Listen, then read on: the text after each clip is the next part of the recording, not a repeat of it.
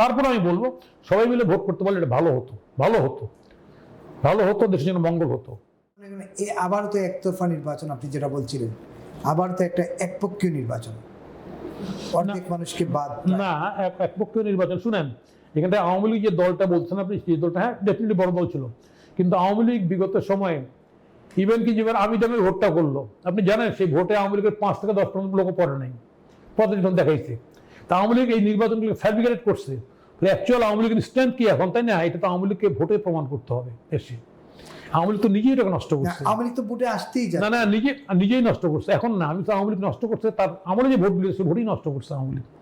ফলে এই নষ্ট করার পরে এটা আওয়ামী লীগের এই ওজোরটা খুব বেশি গ্রহণযোগ্য না। তারপর আমি বলবো সবাই মিলে ভোট করতে পারলে এটা ভালো হতো, ভালো হতো, ভালো হতো, দেশের জন্য মঙ্গল হতো।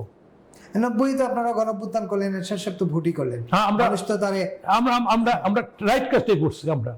আমরা সেই সময় রাইট কাজ আমরা চাইছিলাম এবারে যে ভোটটা করুক সবাই মিলে, হ্যাঁ, কিন্তু সেটা হয় নাই। হলে দেশের জন্য মঙ্গল হতো। সেই কারণে আমরা যারা ভোট করতেছি, যারা ক্ষমতায় আসবো, আমরা যারা, হ্যাঁ, আমাদের অবশ্যই সেটা খেয়াল রাখতে হবে যে একটা বড় পলিটিক্যাল ফোর্স এই ভোট প্রক্রিয়ার মধ্যে নেই।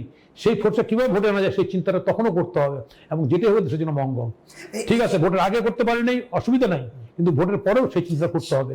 শেষ প্রশ্নটা করতে চাই, তাহলে এই যে আওয়ামী লীগ বিহীন নির্বাচন, সরকার কি আসলে ভয় পাচ্ছিল যে, বা সরকারের যে স্টেক হোল্ডার যারা যারা সরকারের নিয়োগকর্তা, তারা কি ভয় পাচ্ছিল যে আওয়ামী লীগ নির্বাচন করলে যদি আওয়ামী লীগ আবার উইন করে, যে সিচুয়েশন 18 মাসে হয়েছে, কোনো কারণে যদি উইন করতে গেলে তা আমরা আমার বানানো ওই কারণে না, এরা একটা ভেন্যা, ওই যে বললাম বাংলাদেশের সমস্যা হয়ে গেছে প্রতিশোধের রাজনীতিতে। সবাই প্রতিশোধ নিলেই বোধ ঠিক হয়ে গেল। রাজনীতি প্রতিশোধের বিষয় না, রাজনীতি প্রতিহিংসার বিষয় না, রাজনীতি ডেমোক্রেসি, এটা তো সবার একটা কি বলে, এক ধরনের কম্প্রোমাইজ। এই কম্প্রোমাইজের ধারাটা যারা ক্ষমতায় এখানটা ইন্টারিম আসতে না, এরা কম্প্রোমাইজ কীভাবে করতে হবে এই পদ্ধতিটা আমরা খুঁজে বের, ওনারা আমাদের কাছে পরামর্শ, আমরা কম্প্রোমাইজের পদ্ধতি বের করে দিতে পারতাম। ওনারা সেটা করেন নাই, চেষ্টাও করেননি। বরং মনে করছেন ওই ফোর্সটাকে এলিমিনেট করে দিই।